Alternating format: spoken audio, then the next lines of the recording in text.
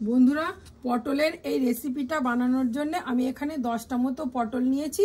আর পটলের গাটাকে চেঁচে আমি মাঝখান থেকে এরকমভাবে চিরিয়ে নিয়েছি। এবার এর মধ্যে আমি লবণ, হলুদ আর লঙ্কার গুঁড়ো মাখিয়ে রাখবো। তো প্রথমেই আমি এখানে দিয়ে দিলাম 1 চামচ, হাফ চামচ হলুদ গুঁড়ো এর মধ্যে দিয়ে দিলাম, হাফ চামচ লঙ্কার গুঁড়ো। এবার এইগুলোকে খুব ভালোভাবে আমি পটলের সঙ্গে মিশিয়ে নেব।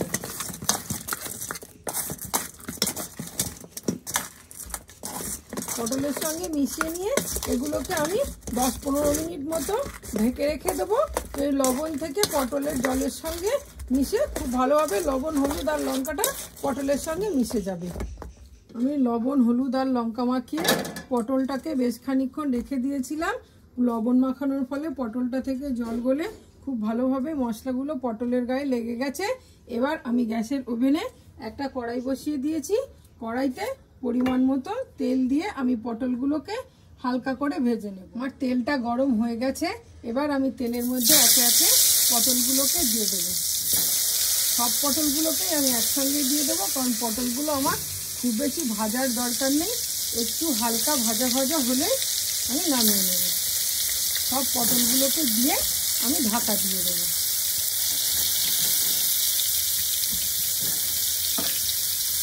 গ্যাসের ফ্লেমটা লোয়ে রেখে আমি পটলগুলোকে ঢাকা দেবো। আমার ভাজা হয়ে গেছে।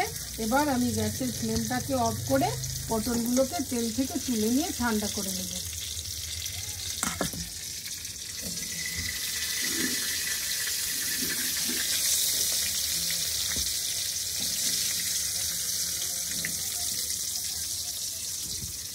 বন্ধুরা, আমার পটলগুলো ঠান্ডা হয়ে গেছে।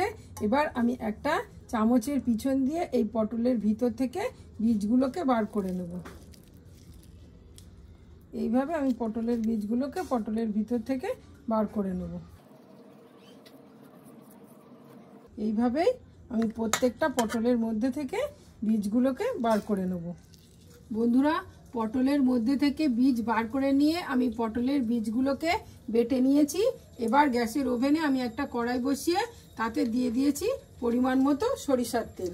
এবার আমি একটা টেস্টি পুর বানিয়ে নেব। তার জন্যে আমার কড়াইয়ের তেলটা গরম হয়ে গেছে।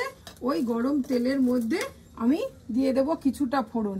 এখানে আছে কালো জিরে, জোয়ান, মৌরি আর জিরে। এগুলোকে আমি তেলের মধ্যে দিয়ে দিলাম।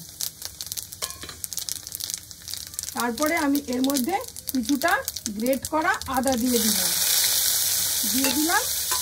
3-4টে কাঁচা লঙ্কা কুচি।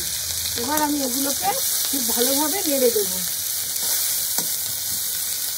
আদার কাঁচা গন্ধটা চলে গেলে এবার আমি এর মধ্যে দিয়ে দেব একটা গ্রেট করা কাঁচা আলু।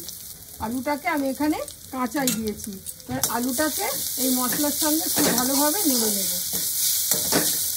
আলুটাকে আমি খুব ভালোভাবে নেড়ে নিয়েছি। এবার আমি ছোলার ডালকে বেটে রেখেছিলাম, সেটাকে এই আলুর সঙ্গে দিয়ে দিলাম।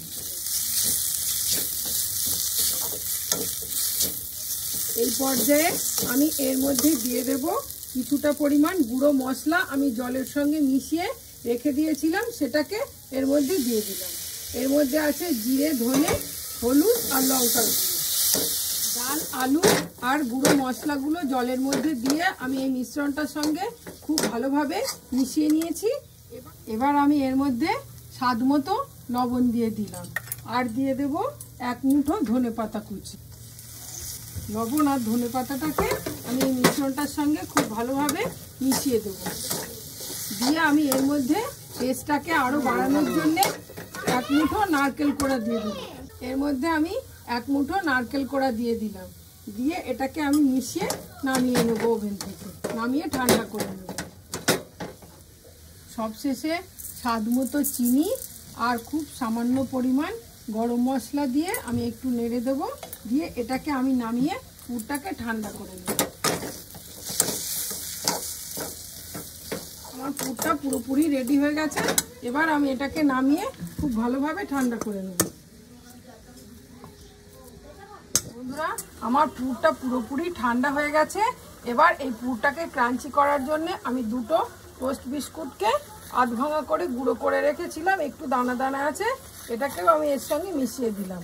আর আমি দিয়ে দেব 2 চামচ পরিমাণ সাদা তিল, যেটাকে আমি ভাজা করে আগে থেকে রেখেছিলাম। এই তিলটা সম্পূর্ণ অপশনাল, আপনারা চাইলেও দিতে পারেন, না চাইলে চীনাবাদাম কিংবা কাজু বাদাম গুঁড়ো করেও আপনারা দিতে পারেন, তাহলে টেস্টটা আরো খুব ভালো হবে। এবার এই বিস্কুটের গুঁড়োটা আর তিলটাকে আমি খুব ভালোভাবে এই মিশ্রণের সঙ্গে মিশিয়ে নিচ্ছি।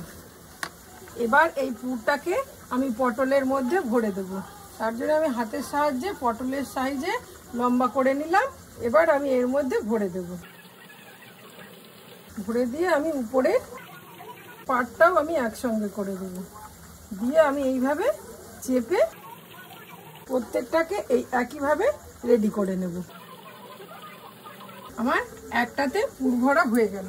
এইভাবে আমি আরো একটাতে আপনাদের দেখিয়ে দিচ্ছি পুরটা কিভাবে ভরতে হবে। যতটা লম্বা পটল আমি হাতের সাহায্যে এটাকে চেপে চেপে ততটাই লম্বা করে নিচ্ছি। নিয়ে আমি উপরের পাটটা এইভাবে এর সঙ্গে আটকে চেপে বন্ধ করে দিচ্ছি। তো বন্ধুরা, আমি এইভাবেই আমার সমস্ত পটলগুলোর মধ্যে পুর ভরে আপনাদের কাছে ফিরে আসছি। আমার সব পটলগুলোর মধ্যে পুর ভরা হয়ে গেছে। এবার আমি এটাকে ভাজার জন্য একটা ব্যাটার তৈরি করে নেব। তার জন্য আমি এখানে প্রায় 100 গ্রাম মতো কর্নফ্লাওয়ার নিয়েছি, আর এর মধ্যে দিয়ে দেব স্বাদ মতো লবণ, আর দিয়ে দেব 1 চামচের 4 ভাগের 1 ভাগ গোলমরিচ গুঁড়ো দিয়ে দিলাম। এবার আমি এটাকে অল্প অল্প জল দিয়ে একটা ব্যাটার তৈরি করব।